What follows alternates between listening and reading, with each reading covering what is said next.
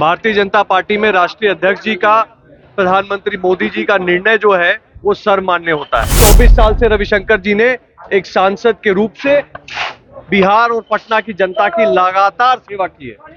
10 साल से अधिक केंद्रीय मंत्री के रूप से। ये चुनाव विकसित भारत बनाने का चुनाव है। इस चुनाव में एक ही एजेंडा है, मोदी की गारंटी, एक ही चेहरा है, नरेंद्र मोदी।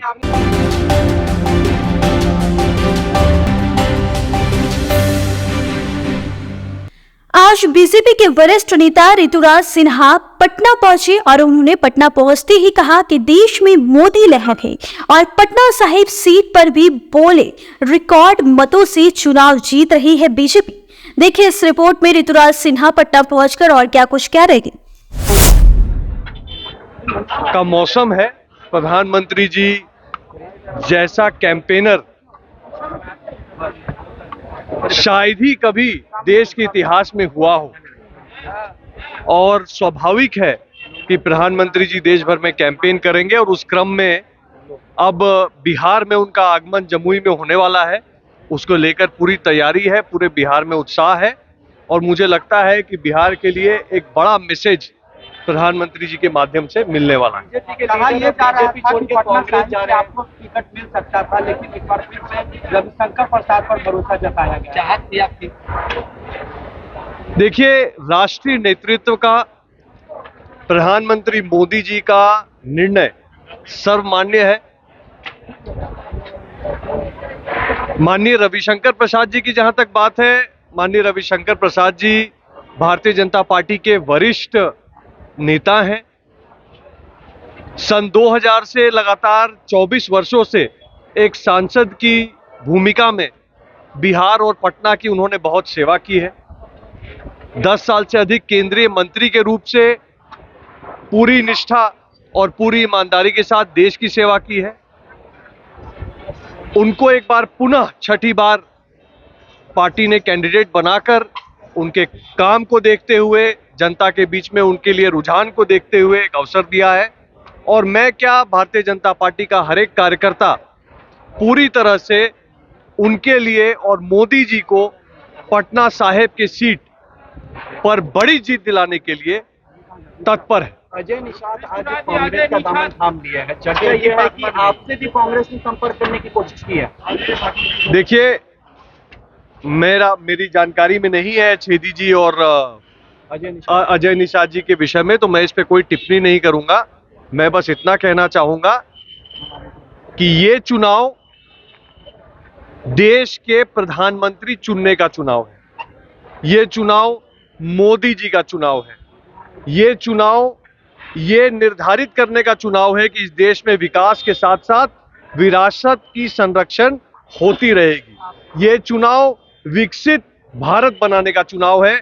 इस चुनाव में एक ही एजेंडा है, मोदी की गारंटी, एक ही चेहरा है, नरेंद्र मोदी।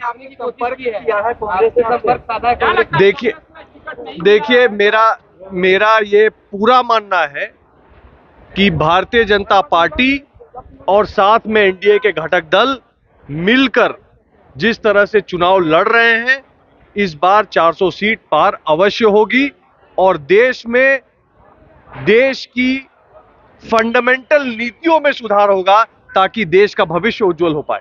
धन्यवाद। लेकर आप बोल रहे हैं, लेकिन तेजस्वी यादव ने मोदी जी के गारंटी में चाइनीज गारंटी बता। रोहिणी आचार्य जो है राजद सुप्रीमो लालू प्रसाद नीचे कर लो यार, बेटी है, नीचे आराम से। रोहिणी आचार्य ऋतुराज जी, सीट के लिए आपको दावेदार माना जा रहा था, क्या इस बार आपको निराशा हुई है भारतीय पार्टी के फैसले से? देखिए, भारतीय जनता पार्टी की पहचान है अनुशासन। भारतीय जनता पार्टी में राष्ट्रीय अध्यक्ष जी का, प्रधानमंत्री मोदी जी का निर्णय जो है वो सर्वमान्य होता है। पार्टी ने माननीय रविशंकर प्रसाद जी को यहां से पुनः प्रत्याशी बनाया है, तो कहीं ना कहीं उनकी लंबी राजनीतिक जो सफर रहा है उसको देखते हुए बनाया है।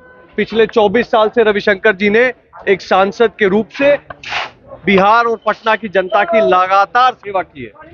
10 साल से अधिक केंद्रीय मंत्री के रूप से उन्होंने पूरी ईमानदारी से देश की सेवा की है और ये सब देखते हुए उनको पार्टी ने पुनः उपयुक्त उम्मीदवार रखा है और हम सब मिलकर प्रधानमंत्री मोदी जी और रविशंकर प्रसाद जी को जिताने के लिए पूरी मेहनत करेंगे। सुप्रीमो लालू प्रसाद यादव की बेटी रोहिणी आचार्य है, चुनावी मैदान में आज उसे कैसे देखते हैं आप? दे पाएंगी रोहिणी? देखिए, रूडी जी एक बार नहीं अनेकों बार के सांसद हैं।